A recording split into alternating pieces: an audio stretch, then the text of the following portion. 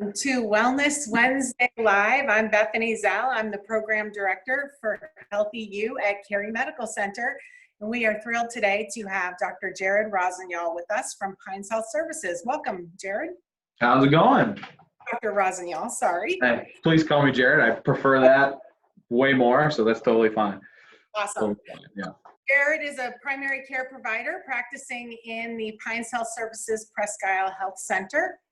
And we are excited to have him here today to talk on the issue of men's health, because June is Men's Health Awareness Month. And prior to the COVID-19 pandemic, that was going to be our theme for the entire month with Healthy You. But we decided to pivot with some of the changing times and the parameters of our current environment. And instead, though, we did want to pay some honor and tribute to that theme, and definitely have you come on and share a little bit about what you're seeing in your practice. Sure. Jarryd, which men's health concerns do you typically see in the practice at Pines? Yeah, so, I mean, looking at men's health, it's obviously a very broad term. Men can have a lot of health issues, and, some are obviously not that much different than women's health issues and whatnot. I feel like with men's health, a lot of focus gets put on to prostate cancer and things like that. And that's all you hear about. There's a lot of popular, marketing things, and they're great, like Movember, where people grow mustaches in support of men's health. And generally it's related to the prostate. And I just think there's a lot more to men's health than prostate issues. And I think we have to realize that that's one major part of it, and we'll talk about it. But men's health, it changes throughout the age spectrum. If you define becoming a man at 18, well, 18 to 100, there's a lot of different issues that kind of come up with that. So your approach to men's health has to change with what patient's in front of you. The younger men, the 18 to 30-year-olds, generally it's going to be should be the healthiest time of your life, and not much should go wrong. So with that, we focus on mostly in that demographic is more so safety issues.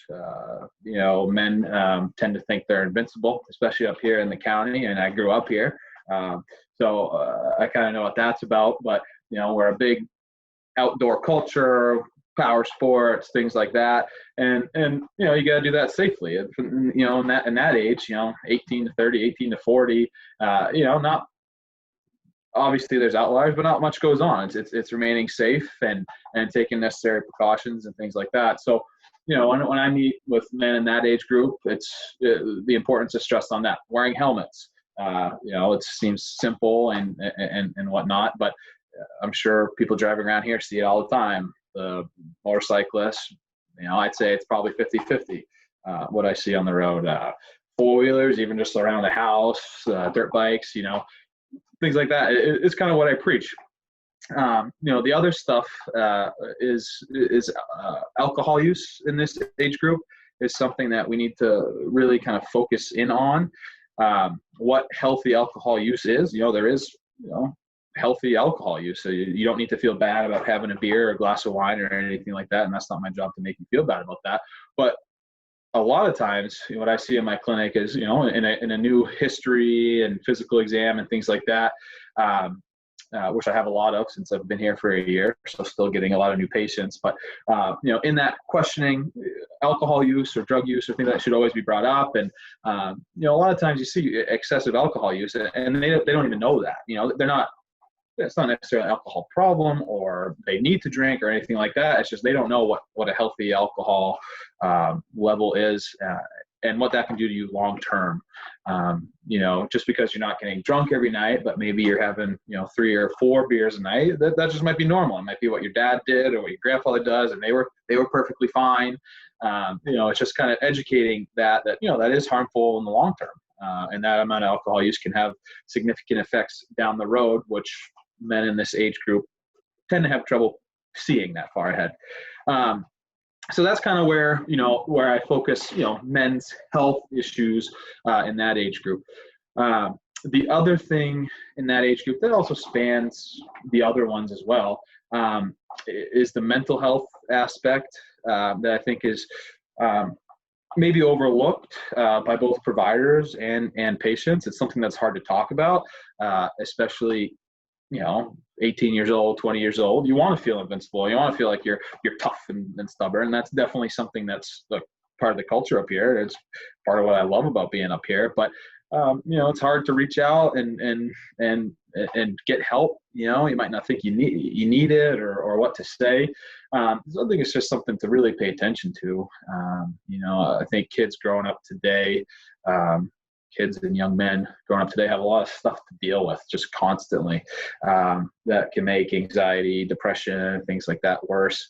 And I see that manifest a lot of ways where a lot of younger guys think they have ADHD. Like, I just can't focus. And a lot of times it's underlying anxiety. They just, can't be present where they are. So they have trouble finishing tasks or studying or concentrating or getting work done.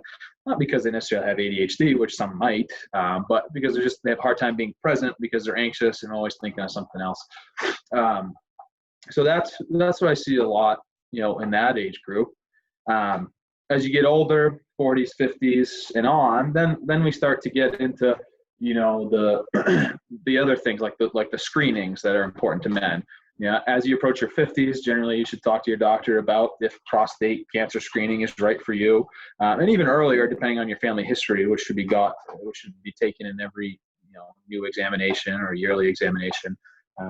Anyone with a history of a relative, especially brother, father with early prostate cancer or something like that, is at a higher risk, and then that should be part of the history.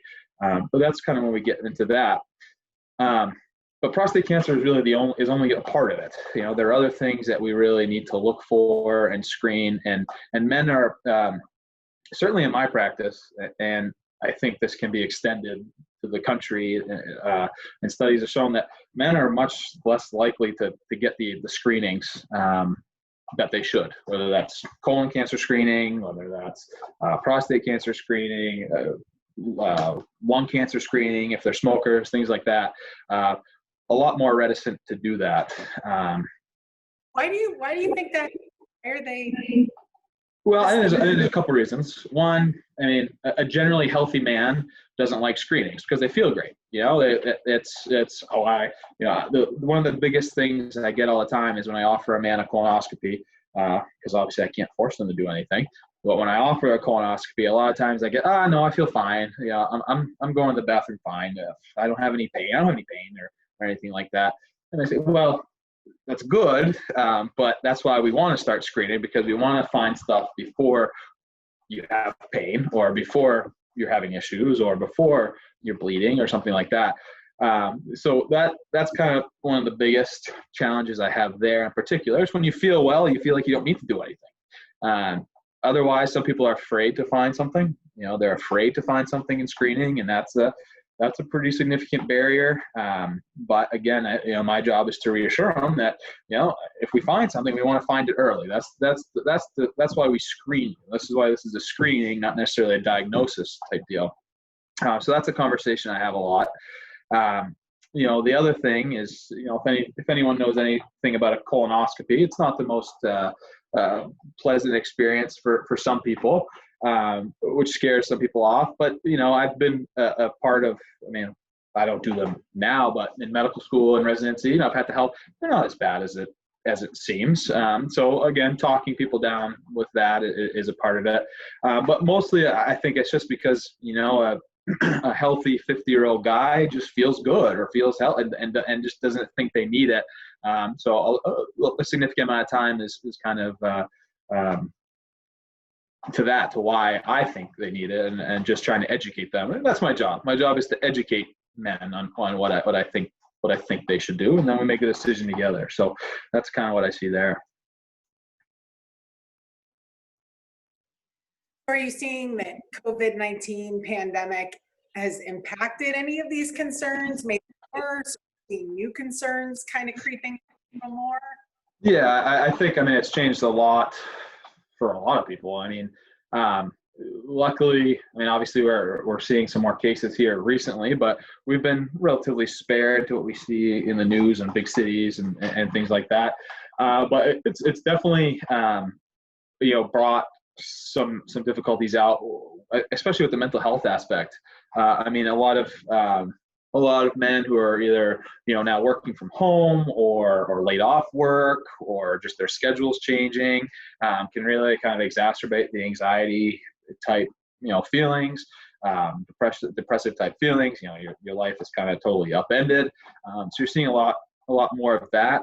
And some people don't even know what they're experiencing. They're just saying, I have this feeling that's not right. And a lot of times it's that.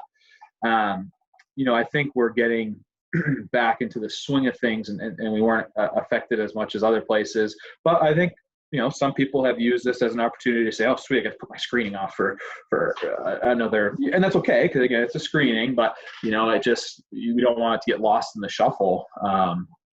I think Pines has done a very good job of keeping patients connected through either telehealth or phone calls here and there. And I know certainly me and my staff have been very open to phone calls throughout the day, even if they're not scheduled things. I'm here to be people's doctor all the time. So I think Pines has done a really good job in supporting us getting to the patients. So we had a little lull where things were a little hard taking care of fellas, but I think we're right back into it. But I would definitely say the mental health aspect, I've seen an increase in that, and that's kind of what I'm seeing. What are some things you suggest? Like, what are some of the symptoms that may be coming up that might be alerting to you to some of this mental health issue? It's really hard, but like I said, some people have paying attention difficulties. That's one thing. Forgetfulness. That inner kind of turmoil feel, like where you just can't like sit still. Things like that. And I just recommend everyone to not.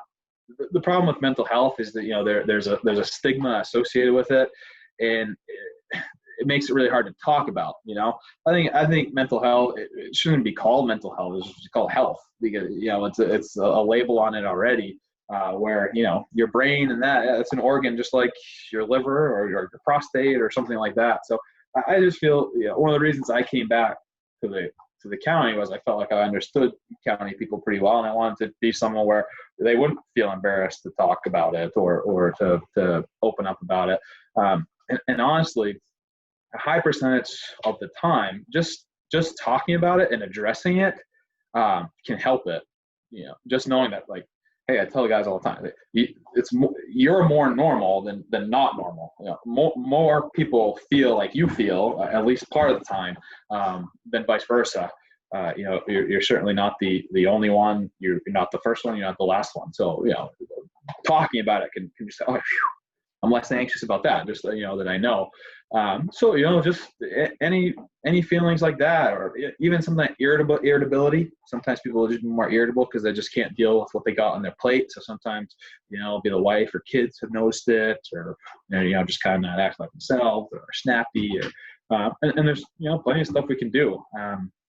I'm not a huge medication pusher by any means. I think a lot of people are afraid of, a lot of men are afraid to get on medications, and they think if they bring it up that a doctor is just going to throw medications at them and turn them into a zombie. That's what I hear all the time, and that's definitely not how I practice. I don't think most people do, but that they can be very helpful, and it's an option down the road, and people don't have to be afraid of them, and that's why I like to have them in the office to discuss and talk about options. So I think if people just knew that and can feel comfortable with their provider to discuss anything, that's the beauty of family practice. Is we're trained to deal with a lot of stuff, and we tend to be pretty down to earth and regular people, and that's what I try to offer. So that's what I recommend to all guys I see. It's just, don't worry about it. We're just kind of friends in this room, and just kind of approach it like that. So that's.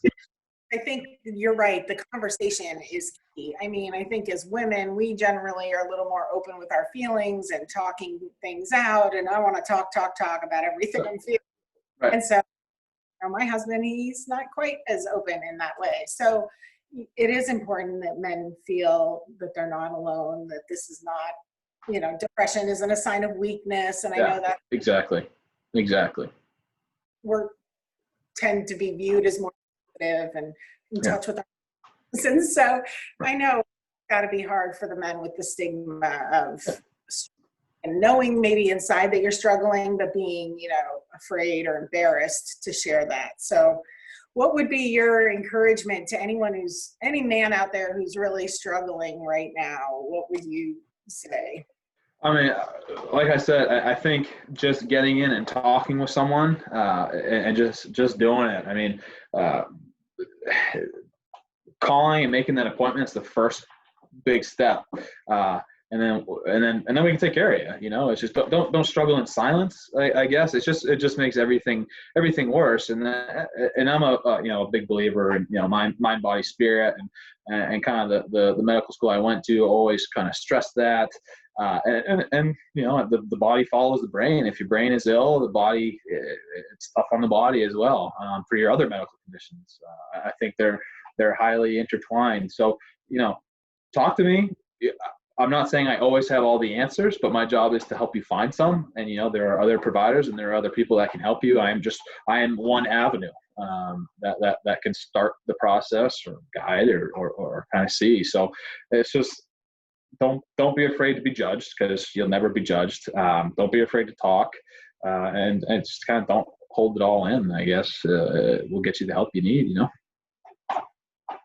Thank you so much, Rossignol. We appreciate your time today. Thank you for tuning in to our Wellness Wednesday live viewers, and I hope you'll join us again in July on the 2nd and 4th Wednesday of the month at 1 p.m. as we talk about some more health and wellness issues that are pertinent to us in our local communities and ways that we can move forward toward better health and wellness. Thank you so much. Thank you, guys.